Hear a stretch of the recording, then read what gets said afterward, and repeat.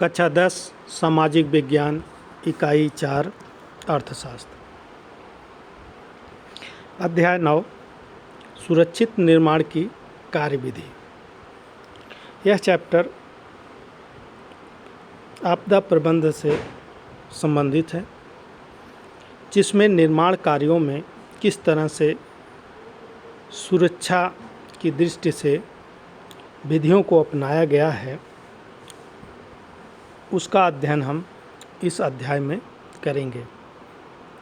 तो आइए चलते हैं, इस अध्याय का अध्ययन करते हैं।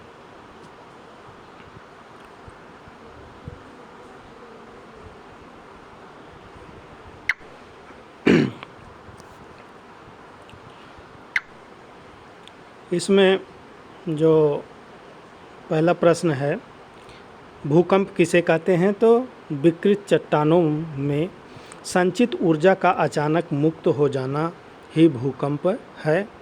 इससे धरती में कंपन होता है। तो ये सभी लोग जानते होंगे। विकृत चट्टानों में संचित ऊर्जा का अचानक मुक्त होना भूकंप है। यानी जब चट्टानें अंदर पिघलती हैं तो उससे ऊर्जा मुक्त होती है और उसी के कारण भूकंप आते हैं। भूकंप रोधी डिजाइन का उद्देश्य क्या है, उसका प्रमुख उद्देश्य क्या है?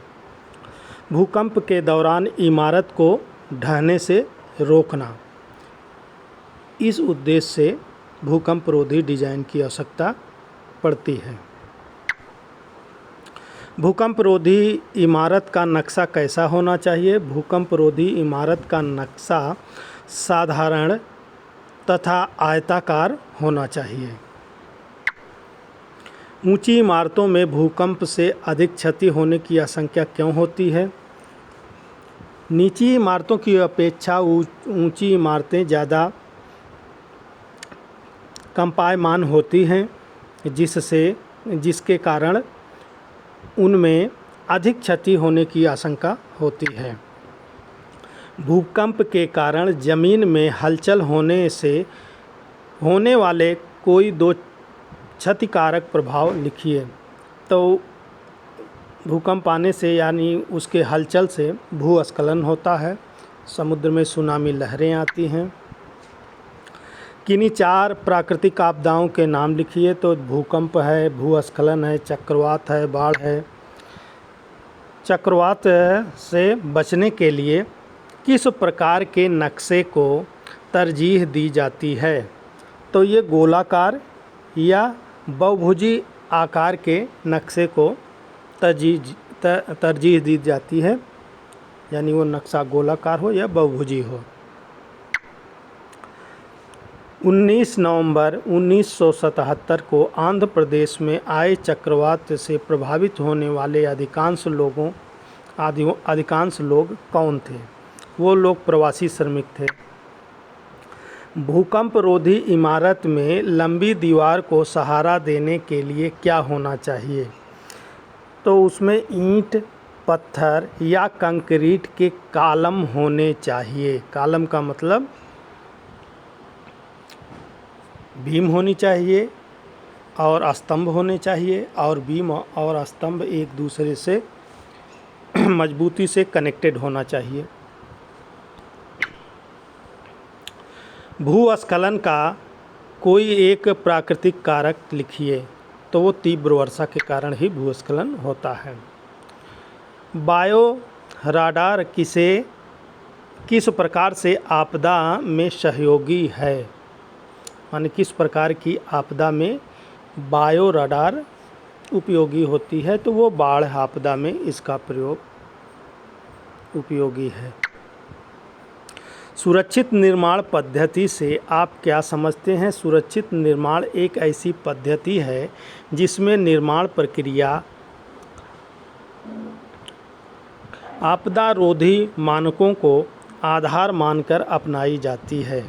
यानी सुरक्षा निर्माण पद्धति से आप क्या समझते हैं? तो सुरक्षा निर्माण पद्धति जो है वो निर्माण प्रक्रिया में आपदा रोधी मानकों के आधार पर जो संरचना बनाई जाती है वो सुरक्षा पद्धति के तहत ही मानी जाती है कि यह सुरक्षा कारणों से बनाई जा रही है इस तरह की पद्धति। बाढ़ के कारण इमारतों को होने वाली कोई एक क्षति बताइए। तो बाढ़ में पानी के तेज बहाव से मकान बह जाते हैं या ढह जाते हैं। बाढ़ से इमारतों को नुकसान से बचाने का कोई एक उपाय लिखिए। तो बाढ़ से ज्ञात उच्च स्तर से ऊपर के प्लिंथ लेवल पर इमारत का निर्माण करना चाहिए। यानी बाढ़ से इमारतों को नुकसान से बचाने का कोई एक उपाय बताइए। तो इसका मतलब यही है कि वो जो मकान आप बनाएंगे वो क्या जो बाढ़ का जल स्तर है उससे ऊपर बनाएंगे। भूकंप के कारण जमीन में हलचल होने के कारण क्षति कारक प्रभावों का उल्लेख कीजिए। भूकंप के कारण जमीन में हलचल होने के प्रमुख क्षति कारक प्रभाव निम्नलिखित हैं। नंबर 1, जमीन का हिलना अथवा कंपायमान होना, तरंगों से जमीन का आगे पीछे डूलना। नंबर 2, मिट्टी का क्षय अर्थात जमीन के कांपने से मिट्टी का तरल होना और भूस्खलन होना। नंबर 3, जमीन की सतह में दरार आना तथा जमीन का बैठ जाना। नंबर 4 है समुद्र के तटवर्ती क्षेत्रों में सुनामी आना। ये जो है भूकंप के कारण ज़मीन में जो हलचल होती है उसके प्रमुख क्षतिकारक प्रभाव क्या क्या हैं वो आपने देख लिया। भूकंप से इमारतों पर क्या प्रभाव पड़ता है? भूकंप से ज़मीन के नीचे कंपन होने लगता है। कंपन के कारण इमारत की नींव पर जोरदार प्रभाव होता है और वह उसके साथ वाली ऐसी इमारत जिसमें भूकंपरोधी सामग्री का उपयोग नहीं किया गया है गिर सकती है। नीची इमारत की अपेक्षा ऊंची इमारतें ज़्यादा कंपायमान होती हैं जिनके कारण उनमें अधिक क्षति होने की आशंका होती है। भूकंप की हानि से बचने के लिए इमारत की नींव का मजबूत होना क्यों आवश्यक है? भूकंप की हानि से बचने के लिए इमारत की नींव का मजबूत होना आवश्यक है क्योंकि मजबूत ढांचे की इमारत भी कभी कभी नींव के कमज़ोर डिज़ाइन के कारण टिक नहीं पाती है। बढ़े हुए दाब के कारण मिट्टी के तरल हो जाने से मजबूत संरचनाएं भी झुक जाती हैं और उसमें दरार पड़ जाती है।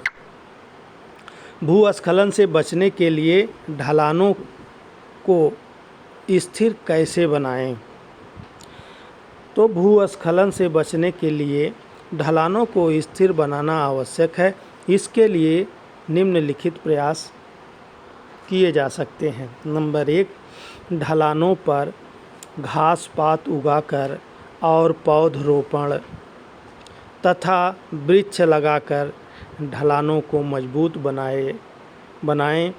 इसमें भूमि का कटाव रुकेगा, मतलब इससे भूमि का कटाव रुक जाएगा। नंबर 2, कम से कम 1 इंच की गहराई तक घास पात, लकड़ी के छीलन या पेड़ों की छाल का प्रयोग करके भी ढलानों को स्थिर बनाया जा सकता है क्योंकि भूस्खलन ढालों पर ही होती, पर्वतीय ढालों पर ही होती है। तो ये सब अपनाने के बाद ढाल कुछ मजबूत होता है और भूस्खलन से बचा जा सकता है। बाढ़ से क्षति रोकने के लिए सुरक्षा के 4 सामान्य उपाय कौन कौन से हैं? नंबर 1, नदी के ढलानों पर तथा संकरी घाटियों में रिहाइश नहीं की जाए कहने का मतलब फिर वहाँ बसाव न किया जाए, वहाँ मकान आदि न बनाए जाएं। नंबर 2, समुद्र तट नदी से कम 250 मीटर दूर मकान बनाए जाएं। चाहे नदी हो या समुद्र का तट हो, उससे कम 250 मीटर दूर ही मकान बनाया जाना चाहिए, और वो भी ऊंचे स्थान पर बनाना चाहिए।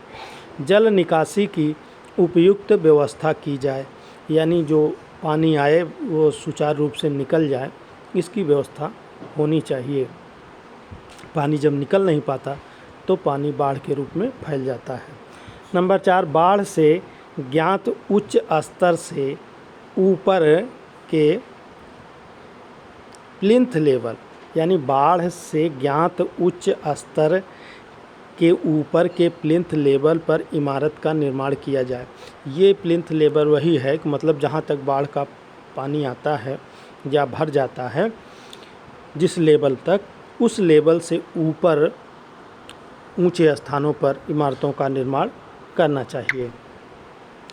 बाढ़ से लोगों के बचाव के लिए किन्हीं 3 सुझावों को लिखिए।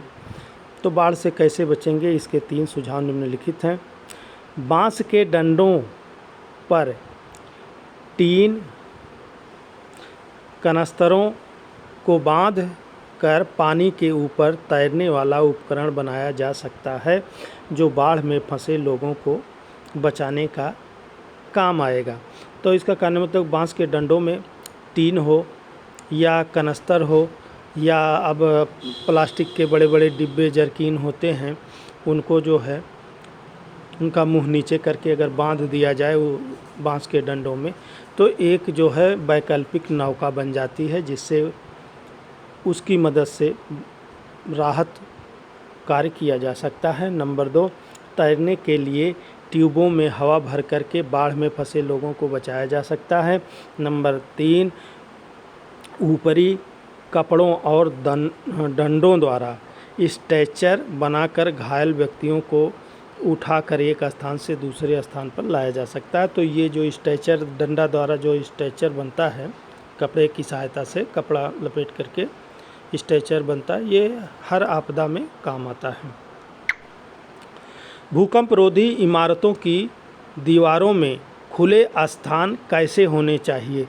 तो भूकंप रोधी इमारतों की दीवारों में दरवाज़ों और खिड़कियों के लिए बने खुले स्थान छोटे और बीच बीच में स्थित होने चाहिए।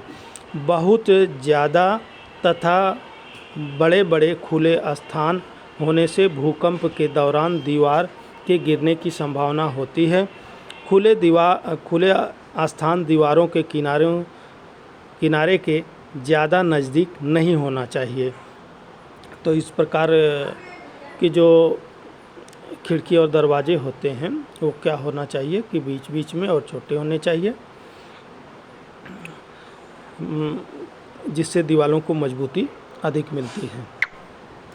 ईंट पत्थर की बनी इमारतों में कंक्रीट से बनने वाले मजबूत बैंडों के नाम लिखिए। तो देखिए, इसको आप लोग रट लीजिएगा क्योंकि ये टेक्निकल शब्द हैं।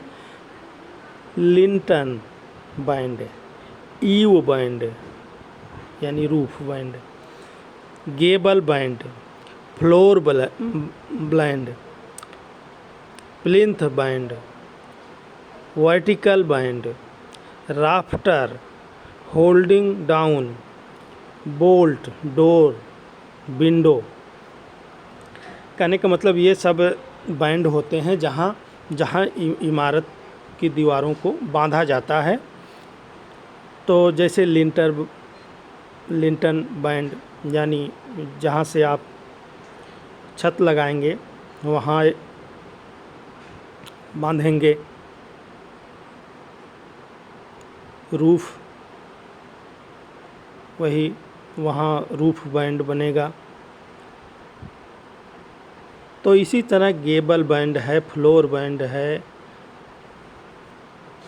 ये सब टेक्निकल शब्द हैं जो कि बिल्डिंग निर्माण में इंजीनियर लोग प्रयोग करते हैं।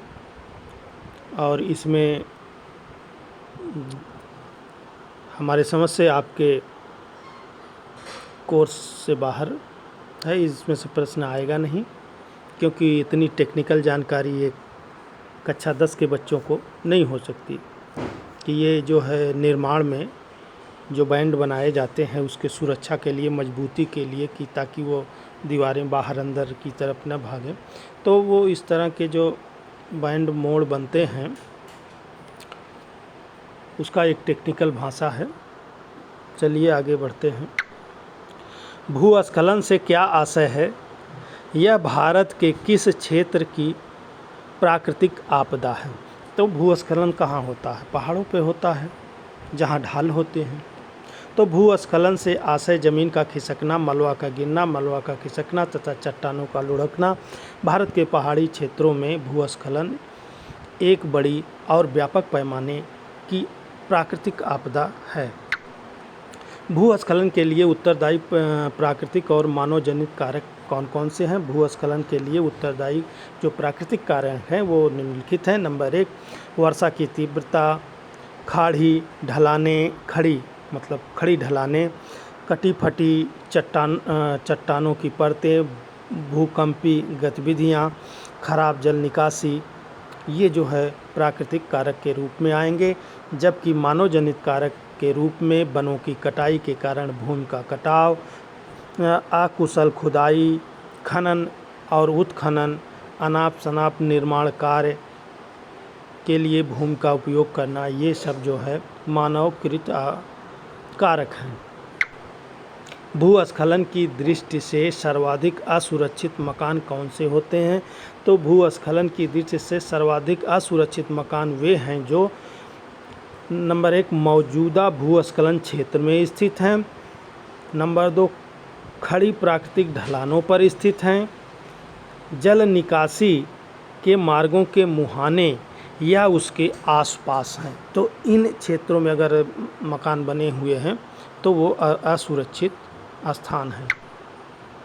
स्पष्ट कीजिए कि चक्रवात एक प्राकृतिक आपदा है। तो चक्रवात एक प्राकृतिक आपदा है क्योंकि इसमें विश्व के अनेक भागों में जीवन और संपत्ति का व्यापक हानि होती है। इससे व्यापक हानि होती है। प्रति चक्रवातों से समुद्र तट के क्षेत्र तथा उनकी राह में आने वाले द्वीपों में व्यापक विनाश लीला देखने को मिलती है।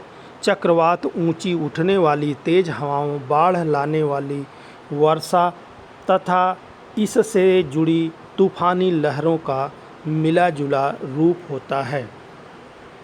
तो ये आप देख लीजिए, चक्रवात आपदा है, बहुत नुकसान करता है। तेज हवाओं के साथ तेज बारिश होती है इसमें। चक्रवात की दृष्टि से सर्वाधिक असुरक्षित मकान कौन से होते हैं? तो चक्रवात की दृष्टि से ऐसे इमारतों को असुरक्षित माना जाता है जो तेज हवाओं अथवा तूफानी वेग को सहन करने में असमर्थ होती हैं। इस दृष्टि से हल्के वजन वाली इमारतें जिसके फ्रेम लकड़ी के बने होते हैं, या ऐसी पुरानी इमारतें जिनकी लकड़ी खराब या कमज़ोर हो गई है, या वे घटिया कंक्रीट के ढांचों से बने हैं, वो सर्वाधिक असुरक्षित हैं। किन स्थानों पर बने मकान चक्रवात की दृष्टि से असुरक्षित माने जाते हैं? तो निचले द्वीपों या असुरक्षित तटीय क्षेत्रों या नदी के बाढ़ से प्रभावित होने वाले मैदानी इलाकों में रह रहे शहरी और ग्रामीण आबादी को चक्रवात से असुरक्षित माना जाता है। इसके अतिरिक्त समुद्र तटीय क्षेत्रों में ज़मीन पर चक्रवात के वेग से भूमि और इमारतों के काफ़ी अधिक असुरक्षा होने की संभावना रहती है। चक्रवात के मार्ग में आने वाली वस्तुओं पर क्या क्षति देखने को मिलती है? तो चक्रवात के मार्ग में आने वाली वस्तुओं पर निम्नलिखित क्षति देखने को मिलती है। नंबर 1, पेड़ का उखड़ना जिससे परिवहन व्यवस्था एवं राहत आपूर्ति में बाधा होती है। नंबर 2, साइन पोस्टों, बिजली के खंभों, ट्रांसमिशन लाइनें, टावरों जैसे संरचनाओं का विफल हो जाना। नंबर 3, ढीली ढाली खिड़कियों के फ्रेमों को क्षतिग्रस्त पहुंचाना, छत के प्रोजेक्शनों को क्षति पहुंचाना, अहातों की दीवारों का ढह जाना, छत और दीवारों का गिरना, लंबी ऊंची दीवार और हल्के वजन की छतों वाली बड़ी औद्योगिक इमारतों का गिरना, औद्योगिक शेडों की छतों की एस्बेस्टॉस सीमेंट की चादरें का छीड़ हो जाना। तो ये सब हो जाता है। जब आएगा चक्रवात तो क्या होगा, पेड़ उखड़ जाएंगे, पेड़ उखड़ कर सड़क पर गिर जाएंगे, परिवहन बाधित हो जाएगा, बिजली के खंभे गिर जाएंगे, साइन बोर्ड गिर जाएंगे, बिजली के ट्रांसमीटर ख़राब हो जाएंगे, संचार व्यवस्था के ट्रांसमीटर लाइन टावर ख़राब हो जाएंगे, घरों की खिड़की दरवाजे के जो है टूट फूट जाएंगे, और जो है जैसे घेरे में कोई खाली दीवार करके बाउंड्री किया है तो बाउंड्री वाल भी गिर जाते हैं, और ऊंची दीवारों या हल्के छत वाले जो औद्योगिक इमारतें हैं वो गिर जाती हैं, और जो ये छत पर टीन या जो है एस्बेस्टस सीमेंट की जो चादर लगी होती है, शेड लगी होती है, वो भी उड़ जाती है। भूकंप रोधी भवन का आकार कैसा होना चाहिए? भूकंप रोधी भवन का आकार निम्नलिखित प्रकार से होना चाहिए। नंबर 1, भूकंप रोधी इमारत का नक्शा साधारणतः आयताकार होना चाहिए। नंबर 2, लंबी दीवारों को सहारा देने के लिए ईंट या कंक्रीट के कॉलम होने चाहिए। नंबर 3, TLU और X आकार के नक्शों वाली बड़ी इमारतों को आयताकार खंडों में बांट लेना चाहिए और उसके बीच के खास अंतर से चौड़ी जगह छोड़ देनी चाहिए। नरम और कठोर मिट्टी पर नींव का निर्माण किस प्रकार किया जाना चाहिए? अगर मान लीजिए मिट्टी जहां आप मकान बना रहे हैं वहां की मिट्टी ठोस न होकर के मुलायम मिट्टी होती है तो वहाँ जो है नींव कमज़ोर होने की आशंका होती है। तो इससे बचने के लिए चूने या सीमेंट के कंक्रीट से बना उसका ठोस आधार होना चाहिए और अपेक्षाकृत चौड़ाई वाली नींव होनी चाहिए, और नरम मिट्टी में सभी दीवारों में फ्लिंट बैंड का इस्तेमाल करना चाहिए, और कहीं आवश्यक हो तो अलग अलग स्तंभों के आधार को फ्लिंट बीमों से जोड़ना वांछनीय होगा। कंक्रीट के बने मजबूत आधार भूकंप झेलने में सर्वाधिक महत्वपूर्ण समझे जाते हैं या सर्वाधिक उपयोगी प्रभावशाली समझे जाते हैं। तो आप इसको समझ लिए होंगे कि नींव को आपको बनाना है, नींव चौड़ी करनी है, नींव को अच्छी तरह से कंक्रीट या ठोस पदार्थों से कूट करके बना लेना चाहिए। और जो दीवारों में प्लिंथ बैंड होता है यानी दीवारों को जो आपस में जोड़ा जाता है उसके ऊपर जो है कंक्रीट और मसाले से दीवारों को एक दूसरे से बांधा जाता है लोहे के द्वारा सरिया लगा करके, वो करना चाहिए जिससे वो मजबूत हो जाते हैं। बाढ़ से सर्वाधिक असुरक्षित मकान कौन से हैं? बाढ़ से सर्वाधिक असुरक्षित भवन निम्न प्रकार के होते हैं। नंबर 1, ऐसे भवन जो मिट्टी से बनी होती हैं या कीचड़ गारे के साथ ईंट पत्थर के इस्तेमाल से बनाए जाते हैं। नंबर 2, बांस, पत्तों, छप्पर या धातु की चादरों जैसे बायोमास के इस्तेमाल से बनी झोपड़ियाँ। नंबर 3, नदी के मार्ग में आने वाले बाढ़ग्रस्त मैदानी इलाकों में बने मकान।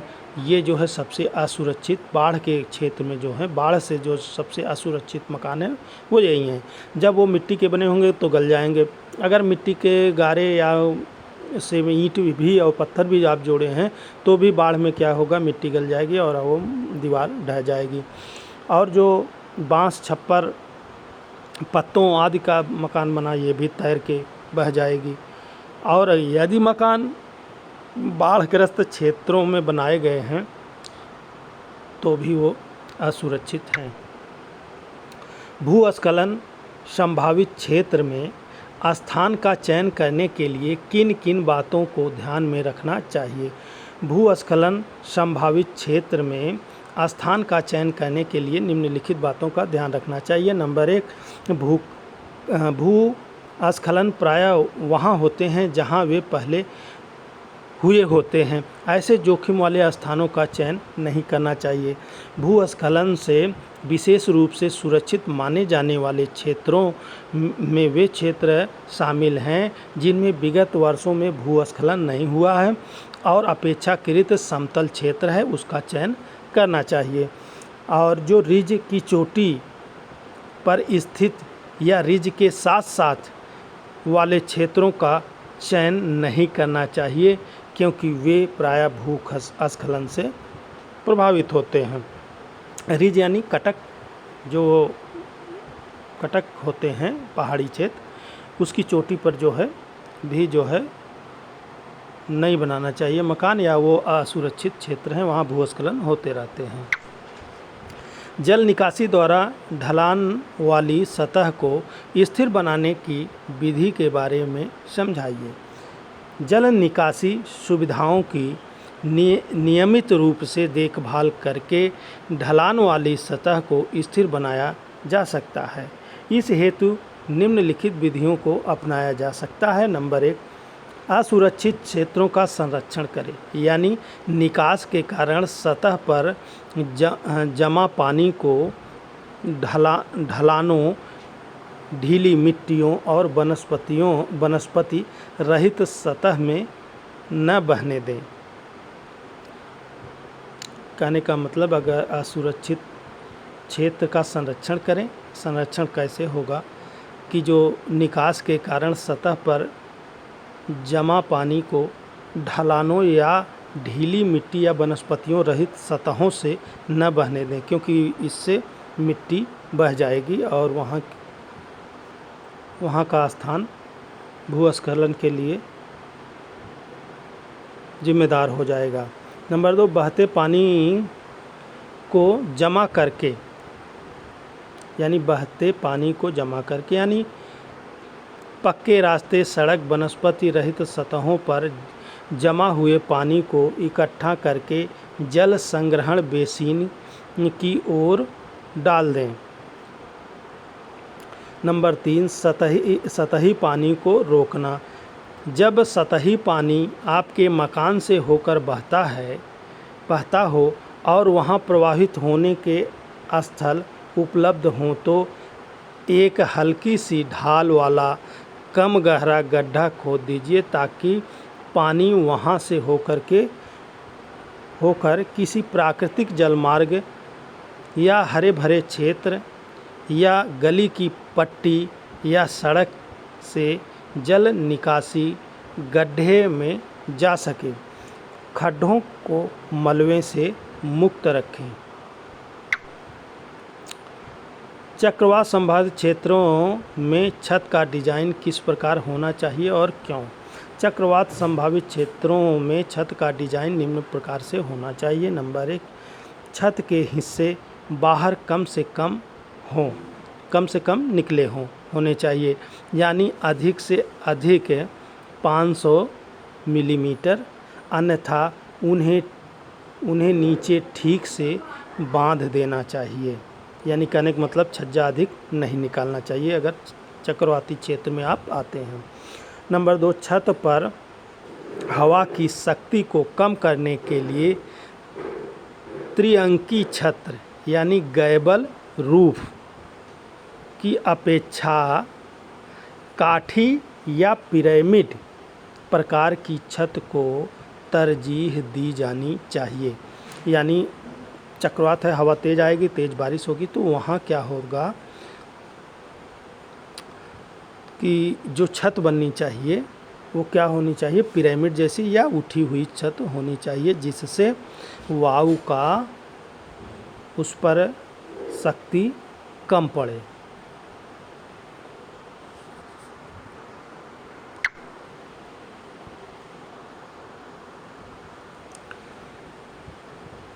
चक्रवात रोधी भवनों के लिए किस प्रकार के नक्शे और अभिविन्यास होने चाहिए। तो चक्रवात रोधी भवनों के लिए गोलाकार या बहुभुजी आकार के नक्शे को तरजीह दी जाती है। नंबर 2, नक्शे के ठोस आधार पर बनी कोई भी संतुलित इमारत बेढंगी बनी किसी इमारत से ज़्यादा मजबूत होती है।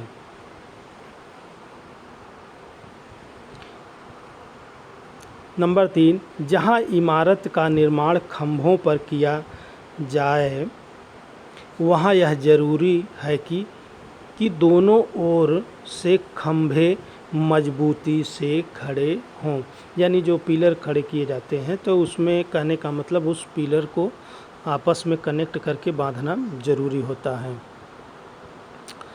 अगला देखिए 4 नंबर, छत के स्तर से थोड़ा नीचे कोई भी खुला स्थान नहीं छोड़ा जाता। यानी छत के स्तर से थोड़ा नीचे कोई भी खुला स्थान नहीं छोड़ा जाता, लेकिन आमने सामने की दीवारों में 2 रोशनदान छोड़े जाते हैं।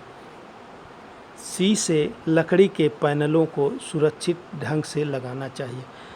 कहने का मतलब जो छत का स्तर है वो छोड़ा नहीं जाना चाहिए, यानी वो जगह नहीं होनी चाहिए। और प्राय देखा गया कि ज़्यादा से ज़्यादा वेंटिलेशन के लिए छोटा रोशनदान छोड़ा जाता है, बाकी तो सब लगे होते हैं, बीम से सब लगे होते हैं और लगे होने चाहिए। भूस्खलन से होने वाले विनाशकारी कटाव की संभावना को कम करने के लिए क्या निवारक उपाय किए जाने चाहिए? तो सही विकास निर्माण की उन्नत तकनीकों का उपयोग करके तथा समय समय पर निरीक्षण करके तथा जल निकासी सुविधाओं की नियमित रूप से देखभाल करके भूस्खलन तथा विनाशकारी कटाव की संभावनाओं को काफ़ी हद तक कम किया जा सकता है। नंबर 1, सुरक्षित स्थान का चयन करके। नंबर 2, असुरक्षित क्षेत्रों का संरक्षण करके। और नंबर 3, बहते पानी को जमा करके। और नंबर 4, सतही पानी को रोकना।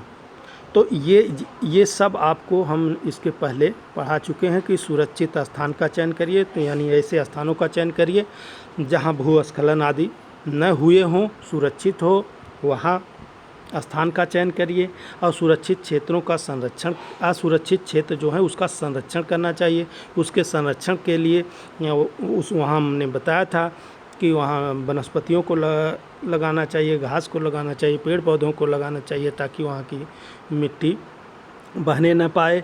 और बहते पानी को जमा करना, यानी जो पानी बह रहा है, सतही जल जो बह रहा है, उसके पक्के रास्ते, सड़कों, वनस्पति रहित सतहों से जो बह रहा है उसे कहीं एक बेसिन से कनेक्ट कर देना चाहिए ताकि वो पानी जा कर के वहाँ इकट्ठा हो। और सतही पानी को रोकना, बात वही है कि जब पानी सतह पे बहेगा तो मिट्टी कटेगी और वहाँ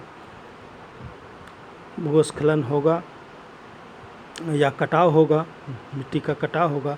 तो उसको रोकने के लिए तो हरे भरे घास, पेड़ पौधे और जो है हल्का ढाल बना करके किसी गड्ढे वड्ढे से उसे कनेक्ट कर देना चाहिए। नंबर 5, ढलानों पर स्थिर बनाएं। यानी ढाल को स्थिर बनाएंगे, कैसे बनाएंगे? वहाँ वही घास पास पेड़ पौधे लगा करके ही ढाल को जो है मजबूत बनाएंगे, अन्यथा वो कट करके बहता रहेगा। नंबर 6 है अवरोध।